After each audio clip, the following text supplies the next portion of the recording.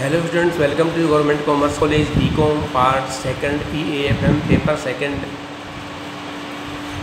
Financial management वित्तीय प्रबंध के मूल तत्व elements of financial management. Chapter है management of working capital and sub point type of working capital. कार्यशील पूंजी के प्रकार।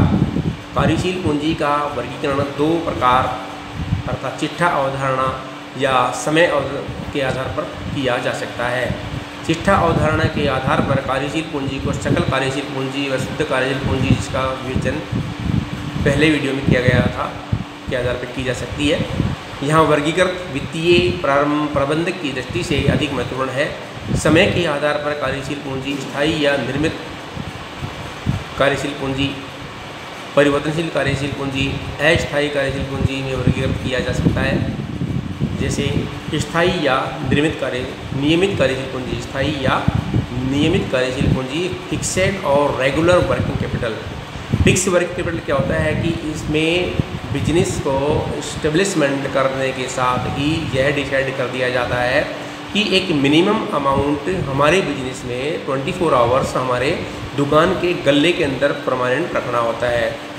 तो जो गुल्लक में परमानेंट मिनिमम अमाउंट रखा जाता है उसे हम फिक्स वर्किंग कैपिटल कहते हैं। जैसे कोई व्यक्ति बैंक में खाता खोलता है तो बैंक में खाता खोलने पर बैंक में ये कंडीशन लगाई जाती है कि minimum 10,000 rupees saving account and minimum 10,000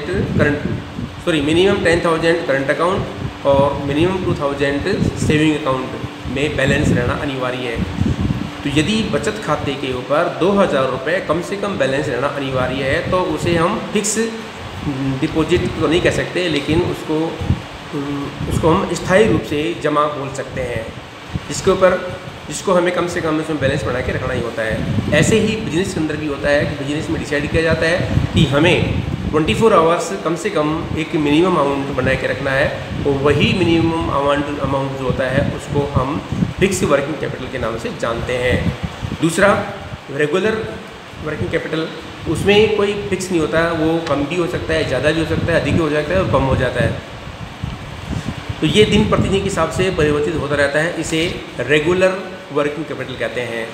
स्थायी या नियमित वो कार्यशील पूंजी वह अपरिवर्तनशील न्यूनतम राशि है जो व्यवसाय में स्थायी रूप से विनियोजित हो जाती है तथा जिसे व्यवसाय के सामान्य संचालन में नकद में परिवर्तन नहीं की जा सकती है। व्यवसाय को सुचारू रूप से चलाने के लिए कुछ धन किसी न किसी रूप में व्यवसाय में स्थायी रूप से रखना पड़ता है। जैसे उत्पादन की निरंतरता के लिए न्यूनतम मात्रा में कच्ची सामग्री का स्टॉक रखा जाता है। भावी मांग की पूर्ति के लिए निर्मित माल का न्यूनतम स्टॉक रखा जाता है। मजदूरों एवं कर्मचारियों का निर्माणाधीन अवधि का वेतन व मजदूरी आदि तथा बैंक में न्यूनतम बैलेंस आदि रखा जाता है। इन सभी आवश्यकताओं के लिए कार्यशील पूंजी की आवश्यकता स्थायी रूप से होती है, जिसे स्थायी कार्यशील पूंजी फिक्स वर्किंग कैपिटल कहते हैं। इस पूंजी की व्यवस्था भी दीर्घकालीन स्रोतों से की जा सकती है। टंडन कमेटी ने इस प्रकार की कार्यशील पूंजी को सार भाग चालू संपत्तियों कोर करंट असेट्स की संज्ञा दी है। स्थायी कार्यशील पूंजी की विशेषताएं इस प्रकार से, जैसे यह अपना स्वरूप एक चालू संपत्तियों से दूसरी चालू संपत्तियों में तब्दील रहती है। कार्यशील पूंजी का आधार व्यवसाय की वृद्धि के साथ साथ बदलता रहता है। जब तक व्यवसाय चालू रहता है पूंजी के इस भाग को बड़ी मात्रा में नहीं बदला जा सकता है। और परिवर्तनशील या अस्थायी कार्यशील पूंजी, पहले जो बताया था वो स्थायी कार्यशील पूंजी या अपरिवर्तन स्थायी या नियमित कार्यशील पूंजी था, और अब जो बताया जा रहा है वो परिवर्तनशील या अस्थायी कार्यशील पूंजी। वेरिएबल और टेम्पोररी वर्किंग कैपिटल। कार्यशील पूंजी के स्थायी स्तर से ऊपर कोई भी राशि परिवर्तनशील या अस्थायी कार्यशील पूंजी होती है, लेकिन इसकी मात्रा समय पर उत्पादन या विक्रय के अनुसार कमती या बढ़ती होती रहती है। अतः इन संपत्तियों में विनियोजित पूंजी भी अस्थायी अथवा परिवर्तनशील होती है, जिसकी वित्त व्यवस्था अल्पकालीन स्रोतों से की जा सकती है। यह पूंजी भी दो प्रकार की हो सकती है, जैसे मौसमी पूंजी हो या विशिष्ट हो। अब आता है हमारे पास में मौसमी कार्यशील पूंजी। मौसमी कार्यशील पूंजी तात्पर्य उस पूंजी से है जिसकी आवश्यकता पूरे वर्ष भर न होकर किसी विशेष मौसम में ही होती है।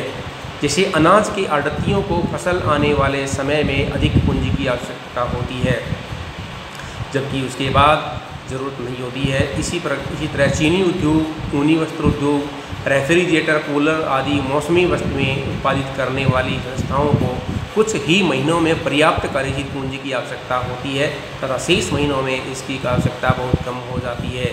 मौसमी कार्यशील पूंजी अल्पकालीन प्रवृत्ति की होने के कारण इसकी व्यवस्था बैंक, ऋण आदि अल्पकालीन स्रोतों से की जा सकती है।